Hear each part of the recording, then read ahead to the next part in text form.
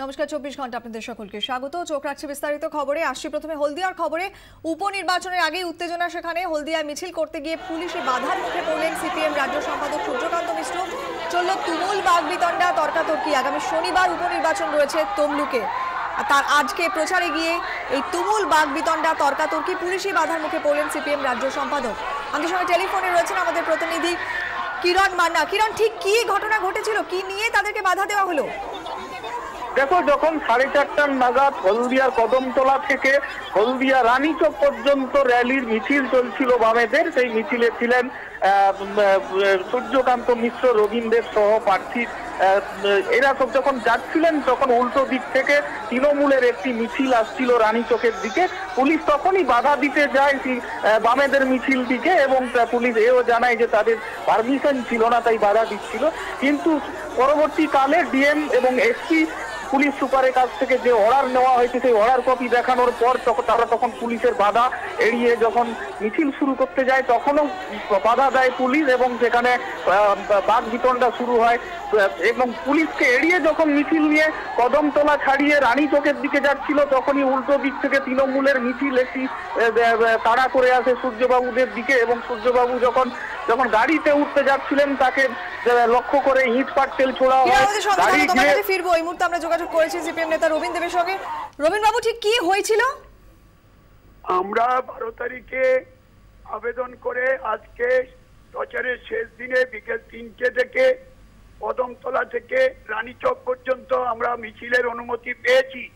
13 তারিখে আমাদের মিছিলের অনুমতি দিয়েছে। আজকে শেষ মুহূর্তে এসে বলে যে আপনাদের মিছিলের অনুমতি বাতিল করা হলো। আমরা তারপর ডিএম এসপির সাথে কথা বলার পর, আমাদের এডিশনাল সিইও তার সাথে কথা বলার পর ওরা রুট চেঞ্জ করে আমাদের মিছিল করতে দেয়। কিন্তু রানী চকের মোড়ে আমরা আসার পর এডিশনাল এসপি কাজী সাহেব তিনি বলেন আপনারা এখানে মিটিং করতে পারবেন না, এই মুহূর্তে চলে যেতে হবে। এই সময় এসডিপিও তন্ময় মুখার্জি, তৃণমূলের আজিজুর রহমান, অন্যান্য যারা স্থানীয় নেতৃত্ব তাদেরকে দিয়ে মিছিলটাকে, ওদের মিছিলটা চলে যাচ্ছিল শ্রমিক ভবনের দিকে, সেই মিছিলটাকে ঘুরিয়ে রানী চকে আনে, এবং আনার পর সেখানে আজিজুল এসে, আমি সূর্যকান্ত মিত্রর পাশে দাঁড়িয়েছিলাম, এরা এসে সূর্যদারকে ধাক্কা মারে। তখন সূর্যদার সিকিউরিটি তাকে রক্ষা করার জন্য ঝাঁপিয়ে পড়ে। গণশক্তির সাংবাদিক প্রসূন বচ্চাল তাকে রক্ষা করতে চায়, তাকে মেরে ফেলে দেয়, রাস্তায় ধাক্কা দিয়ে ফেলে দেয়। তারপরে তার যা কাগজপত্র ছিল সব রাস্তায় পড়ে যায়। ওখানে পুলিশ তখন দর্শকের ভূমিকা পালন করে। কিছু যারা কনস্টেবল তারা এসে বাঁচাবার চেষ্টা করে। শেষ পর্যন্ত যখন আমরা আমাদের নেতৃত্ব এবং অন্যদের সেভ করি তখন এডিশনাল এসপি উল্টো এসে সূর্যকান্ত মিশ্রকে থ্রেট করতে শুরু করে, ওনাকে হুমকি দেয় যে আপনি এখান থেকে চলে যান, কেন রয়েছেন। তিনি বলেছেন আমাদের সকলের চলে যাওয়ার পর্যন্ত আমাকে এখানে অপেক্ষা করতে হবে, 5টা আগে পর্যন্ত আমরা ডিসকাস করব। আপনি আমাদের সরে যেতে বলেছেন, আমরা সরে গেছি, কিন্তু আপনারা আমাদের নিরাপত্তা দিলেন না। আপনারা এই সময় এই পরিকল্পিতভাবে আপনার উপস্থিতিতে এই আক্রমণ হয়েছে। এই ঘটনা স্থানীয় এমএলএ আমাদের তাপসী মণ্ডল এবং প্রার্থী মন্দিরা পান্ডা তারা পর্যন্ত লাঞ্ছিত হয়েছে।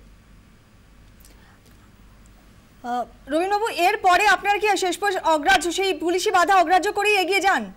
হ্যাঁ, আমরা পুলিশি বাধা অগ্রাহ্য করে আমাদের কর্মসূচি শেষ করে, যেহেতু 5টা পর্যন্ত আজকে প্রচারের টাইম, 5টা বাজতে 10 মিনিট আগে আমরা প্রচার শেষ করে আমরা এখন এগিয়েছি।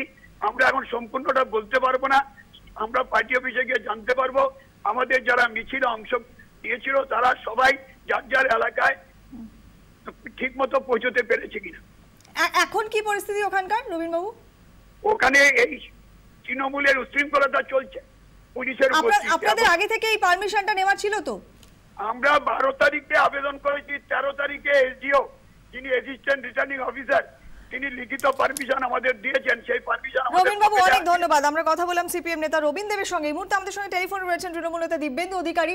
দিব্যেন্দু বাবু, রবীন বাবুরা বলছেন তারা 13 তারিখে পারমিশন নিয়েছিলেন, তারপর আজকে শেষ মুহূর্তে তাদের অনুমতি দেওয়া হয়নি বলে পুলিশ বাতিল করে, এবং তারপর এই পরিস্থিতি, কি বলবেন? হ্যালো দিব্যেন্দু বাবু, শুনতে পাচ্ছেন? না, মাইকের আওয়াজে কিছু শুনতে পাচ্ছি না। হ্যাঁ বলছি, আজকে হলদিয়াতে মিছিল করতে গিয়ে পুলিশি বাধার মুখে পড়লেন সিপিএম রাজ্য সম্পাদক সহ আর অন্যান্য সিপিএম নেতারা। তারা বলছেন তারা 13 তারিখে মিছিলের পারমিশন নিয়েছিলেন, কিন্তু আজকে পুলিশ শেষ মুহূর্তে অনুমতি দেওয়া হয়নি বলে তাদের উপর এভাবে চড়াও হয়। আপনি কি বলবেন? না না, এটা ঠিক না, গল্প ঠিক না, এটা মিথ্যা প্রচার, অমূলক মিথ্যা কথা বলছি। আরেকবার যদি একটু বলেন দিব্যেন্দু বাবু, আপনার কথা ঠিক আমরা স্পষ্ট শুনতে পেলাম না। আমি মিটিংয়ে আছি, মাইকের আওয়াজে কিছু শুনতে পাচ্ছি না, একটু পরে বলুন। আচ্ছা, অনেক ধন্যবাদ দিব্যেন্দু বাবু। দিব্যেন্দু অধিকারী তিনি যেটা বললেন যে সম্পূর্ণ মিথ্যে কথা বলছেন সিপিএম নেতারা। আমাদের সঙ্গে রয়েছেন আমাদের প্রতিনিধি কিরণ মান্না। কিরণ, এখন এলাকার কি পরিস্থিতি? যথেষ্ট উচ্ছৃঙ্খল পরিস্থিতি রয়েছে। পুলিশ এখনো পর্যন্ত পরিস্থিতি নিয়ন্ত্রণে আনতে পারেনি যদিও, কিন্তু এখনো সূর্যবাবুরা ওখানে দাঁড়িয়ে রয়েছেন।